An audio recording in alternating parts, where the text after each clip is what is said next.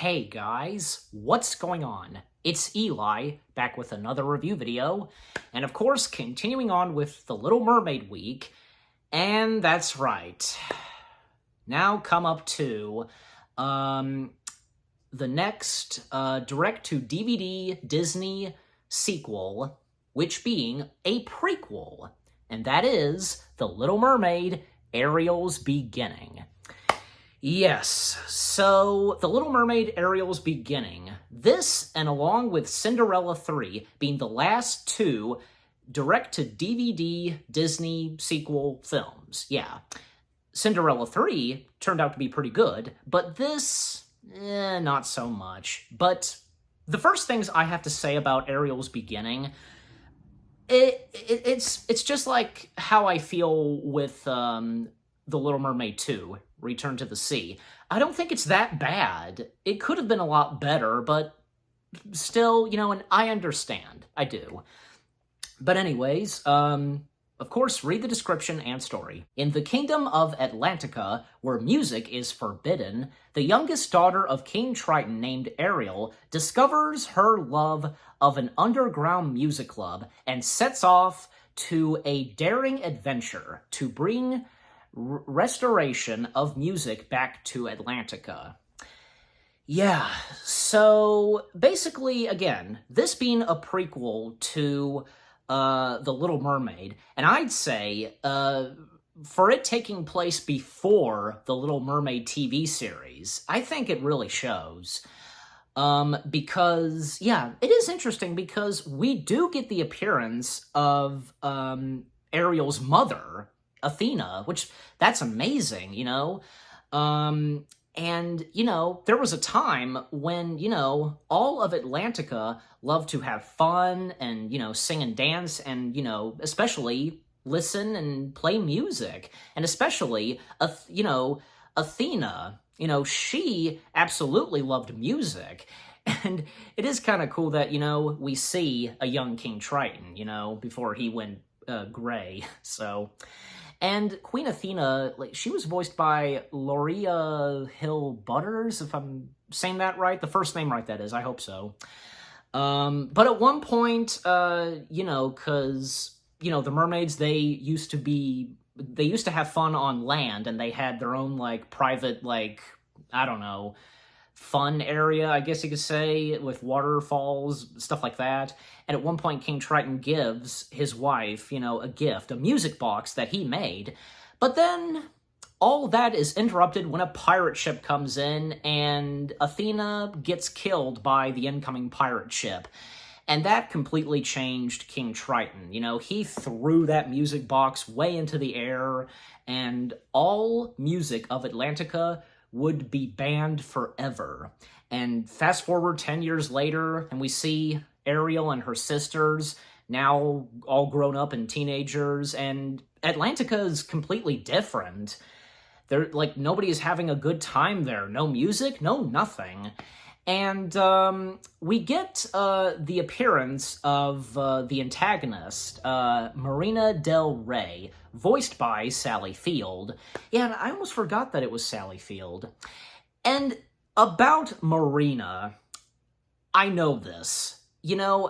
Everybody has complained that Marina is not Ursula, because we are well aware that Ursula used to be part of Atlantica, but she was banished. And a lot of people are saying that Marina should have been Ursula. I don't know, if this was how Ursula looked at first, but then she got turned into, the octopus, with the tentacles, as we all know.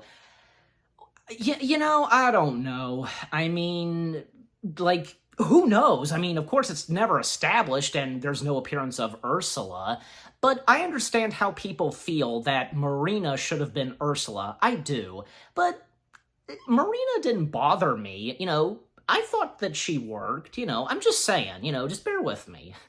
And Sally Field, good old Sally Field, she's good at anything, and for her voicing, a Disney villain, come on, is that not fun, just saying.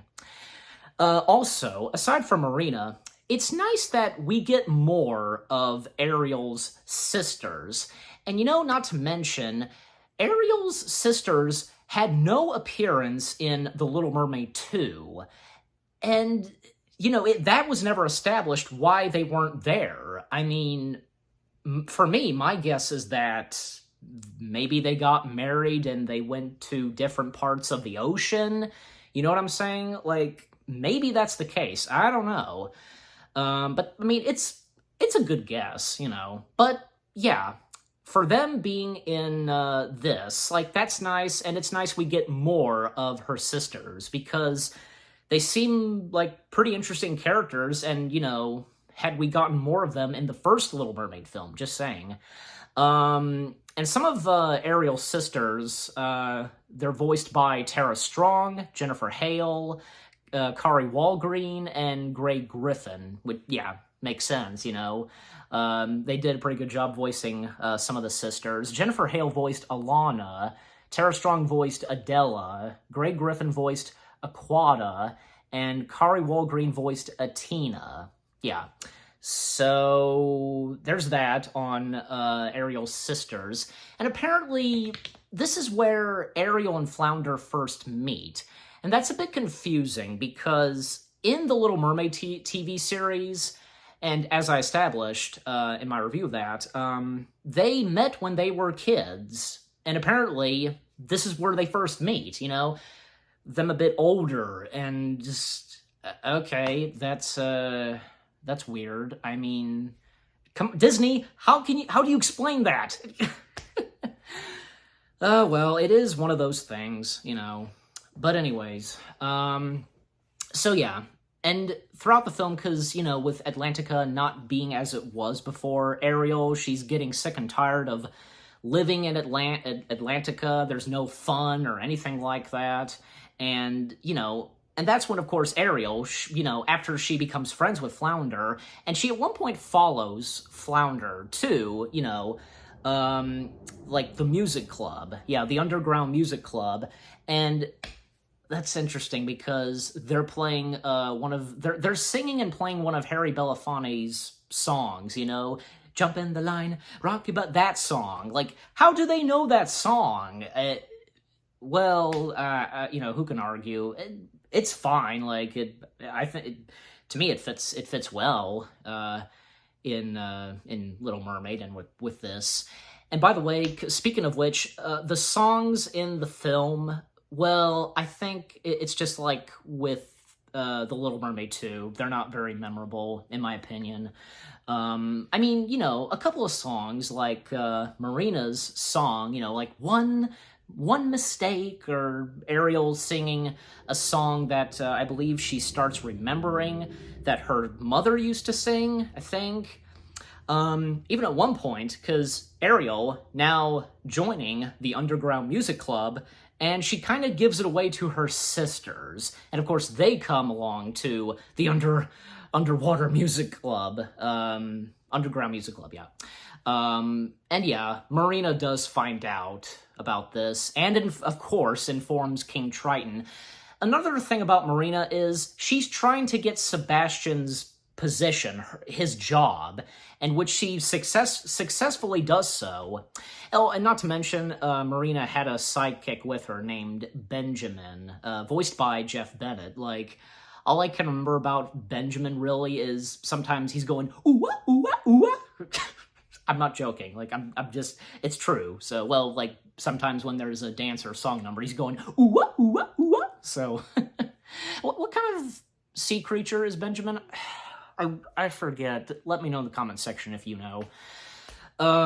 Also, because, yeah, Flounder, in this, being voiced by Parker Goris, and as I mentioned, Jim Cummings voices King Triton in this, and that's because, at that point, Kenneth Mars, the original voice of King Triton, he was not feeling well to reprise the role of King Triton, and thus Jim Cummings stepped in voicing King Triton. And, it's Jim Cummings. He's so good at, voice acting no matter what it is. And you know what? He was pretty good as King Triton. I'm not really sure. Had he voiced King Triton a couple of times, like maybe say for the Kingdom Hearts games?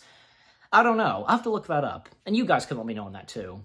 But yeah, and as I said, King Triton discovering the underground music club and, furiously, locking it up and having all the, sea creature, like, band members, along with Sebastian Flounder, locked up in the dungeon and having his daughters confined to their rooms, and Ariel is determined, no matter what it takes, to bring music back, and she helps, the underwater band, along with Sebastian Flounder, break out of jail, and I forget, like they go off to find, like, I guess they just okay, like I think I remember now, like they just decide to leave Atlantica for a while, and that's when at some point Ariel does find the music box, her mother's gifted music box, and Sebastian tells Ariel all about her mother and how she loved music, and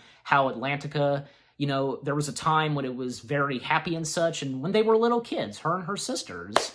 Yeah. And at that point, Marina is determined to, defeat and get rid of Sebastian once and for all.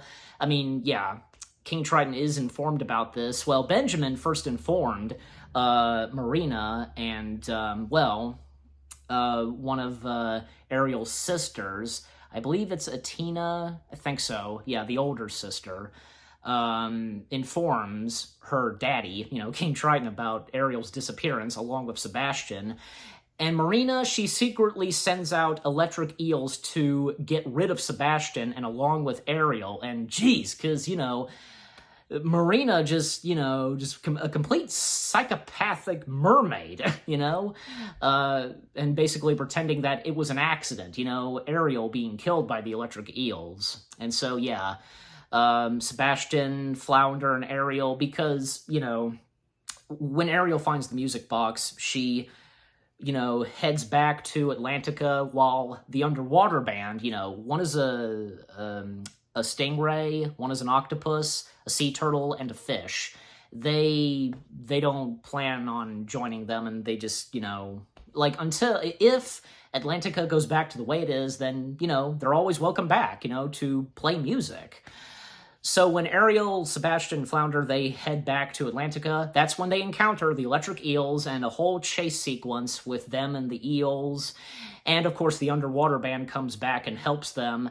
And when Marina comes in, chasing after Sebastian, but Sebastian does defeat Marina. She's stuck in, like, a log, basically. But Marina's not finished yet. She, charges at Sebastian. Ariel saves Sebastian, knocking Ariel unconscious. She's knocked unconscious.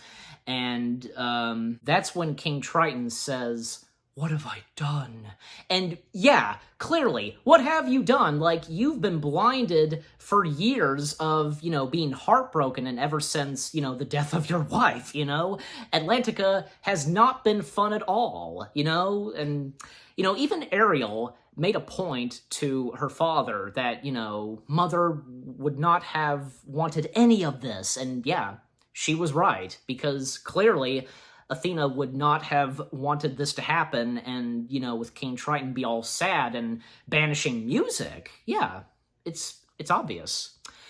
And when the music box at one point is playing, and with King Triton holding Ariel in his hands, she's unconscious, he sings a little bit of the song, the tune of the music box. And, everything is good now. And the epilogue to this film, King Triton declares that music, is back, and, all of the citizens of Atlantica can have fun again, sing, dance, and, listen and play music. And it was pretty cool because King Triton, he takes the music box to the statue of him and his wife Athena, and, when he sets it down, magic happens, and everything's all beautiful now in Atlantica, And also, I'd like to point out, it's at this point when King Triton declares Sebastian as the main conductor, and thus we see in the first Little Mermaid film that he's the conductor of that concert that Ariel misses out on. So yeah, Sebastian being the official conductor of Atlantica. So yeah. And, one last, touching moment between Triton and Ariel, and everybody, congas. Yeah. And right before the credits roll and after we see the end, we get one last scene of Marina and Benjamin in jail, and Benjamin confronting Marina that being bad is not good and such, and, she agrees. And, that's when Benjamin says, conga? And, yeah, Marina with that look on her face, and Benjamin, going, ooh-ah, ooh-ah, and boom, that's how the movie ends. I gotta say, The Little Mermaid, Ariel's beginning, again, I don't think it's that bad, but I understand it's not the best. I do. And for everybody that does not like this, yeah, I respect your opinion and how you feel about this, but I know that there are those like myself that do enjoy this. Again, it could have been a lot better and where the story was going, but sadly, it didn't turn out that good. So, yeah. And again, for this being one of the last direct-to-DVD Disney sequel films, yeah. And how do I rate Ariel's beginning? That's a good question. Well, how I feel about this film is the same way how I feel with The Little Mermaid 2. So I'm giving it 6 out of 10 stars. Yep, 6 out of 10 stars for The Little Mermaid, Ariel's beginning. And what about you guys? What do you think of the film itself? And what did you think of my review? Leave comments and give this review a like, as always. So, with all that being said, thank you very much for watching. I hope you guys enjoyed my review of The Little Mermaid, Ariel's beginning. More reviews coming your way. They're gonna be awesome. Keep looking forward, and I'll see you guys in the next video/review. And of course, Little Mermaid Week is still continuing. The next Little Mermaid film I'm going to be reviewing is not from Disney, but it is still Little Mermaid, and of course based off of the Hans Christian Andersen story of The Little Mermaid. It is live action, and I think for a lot of people, I'm pretty sure they were confused at first that this came from Disney, but it wasn't. You might know what I'm talking about. Stay tuned for that later tonight. Take care, and peace out.